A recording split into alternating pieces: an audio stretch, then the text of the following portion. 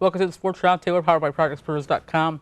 I'm Michael DeLeon, your host for this episode, alongside Paul Garcia here, our lead writer at ProjectSpurs.com. And Paul is going to tell us more about the Lakers game last night. He was there watching and covering it, and a pretty big win for the Spurs, especially entering the playoffs after next week.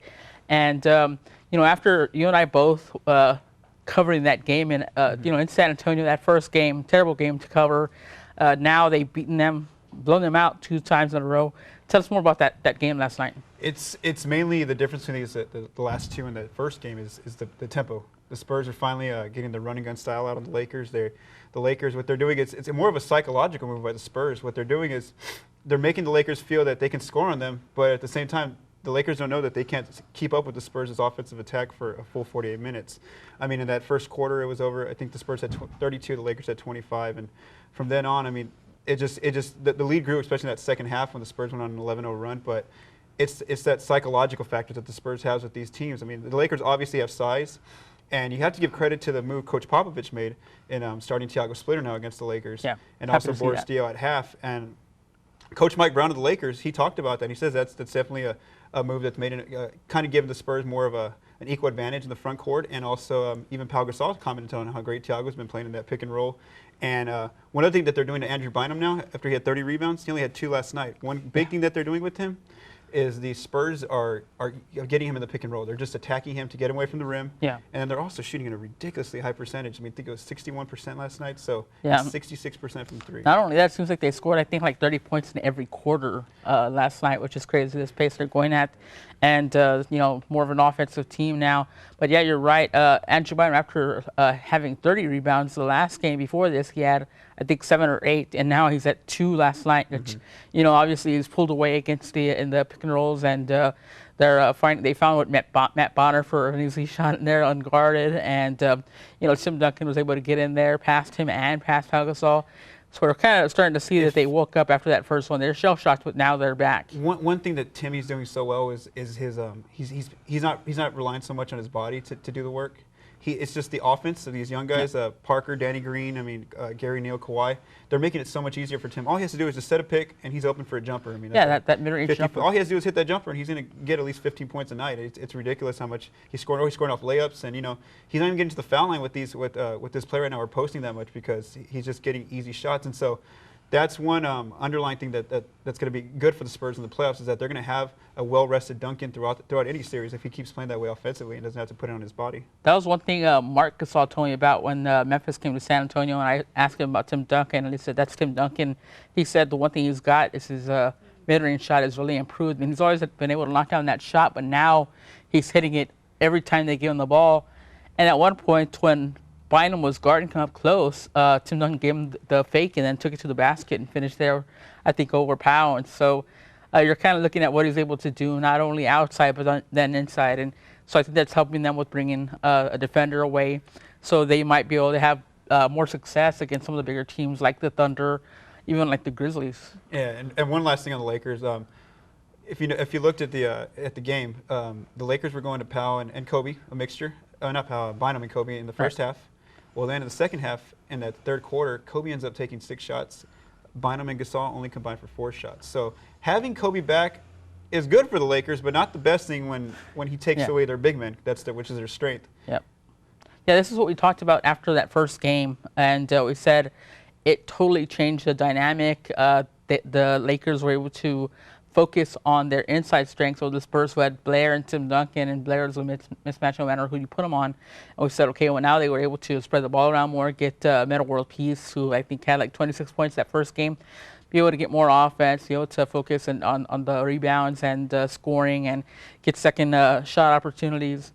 And with Kobe back, when he's taken, I mean, he only took 12 shots last night, but when he normally takes 22 to 25 shots, you better knock down those shots or your team is having some trouble because nobody else can get the shots. And inside, we saw Bynum, I think you told me how he just looked like he, since he wasn't getting the shots, he just kind of wasn't all there, he just didn't give as much effort. So, that's something to watch for with the playoffs coming up. But since the playoffs are coming up, we want to talk about seeding a little bit. Right now, the Spurs are in first place by half a game over the Thunder. We've got 4 games at 5 nights left, so there's quite a bit that could change over this next week before the playoffs start. They're 1 right now, and 8 is Phoenix. So you could see that rivalry. They could see Denver if they go to 2, or the Mavs. So there's a lot of things that we played out from now until then. But to Pop, do you think that first seed really matters to him? Is that really an issue at all? I don't think it's really for Pop. It's not a big thing to dwell on if you don't get the first seed. I mean, rest and being healthy going into the playoffs is the most important thing right now.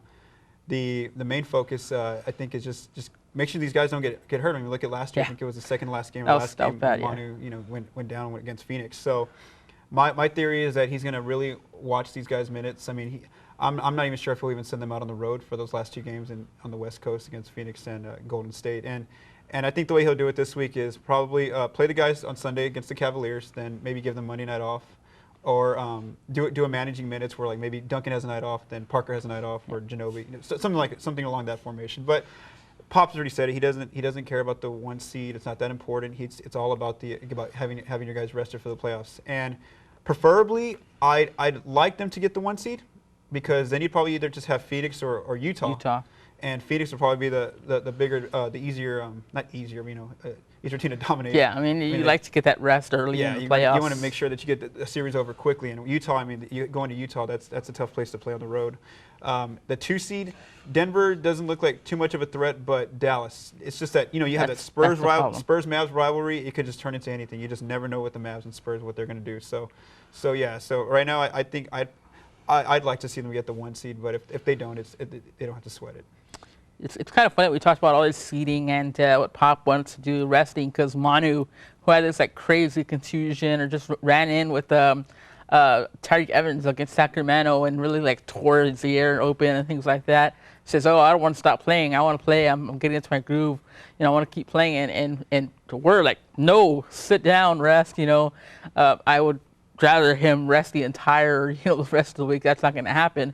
But I mean, if they do get that 2, I mean, that's what we talked about. They could have Denver, who's missing Wilson Chandler now for the rest of the season. He was arguably one of their best players, along with Ty Lawson.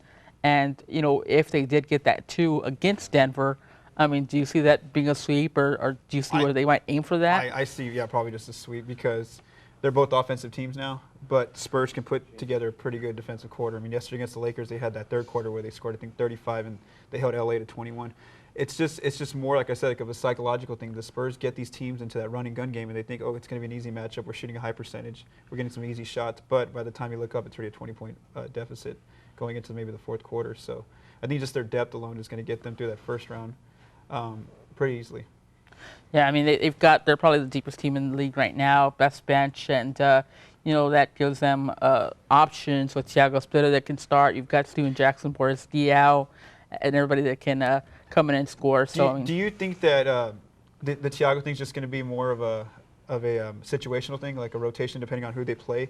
Because I mean, DeJuan Blair hasn't seen any minutes ever since that first game against the Lakers, and I don't think he will in a series unless it's a blowout like last night. But maybe like a team like Denver, like it's a smaller team. DeJuan's probably going to start still and things like that. Yeah, I think it very well could be situational, and definitely against a team, because I think Pop still hates to have 2 of his biggest guys out there at the same time, leaving Bonner and Blair as the backups. Now, Bonner, I mean, we could talk about his improved defense and things like that, and how he did against Zach Randolph and other players, and so that gives you a little bit of confidence, but at the same time, you still kind of have to offset a little bit. Against a bigger team, I think you have to start Thiago, though. So, I mean, that's just, some of the things we could see, but definitely the options they have now with this deep team.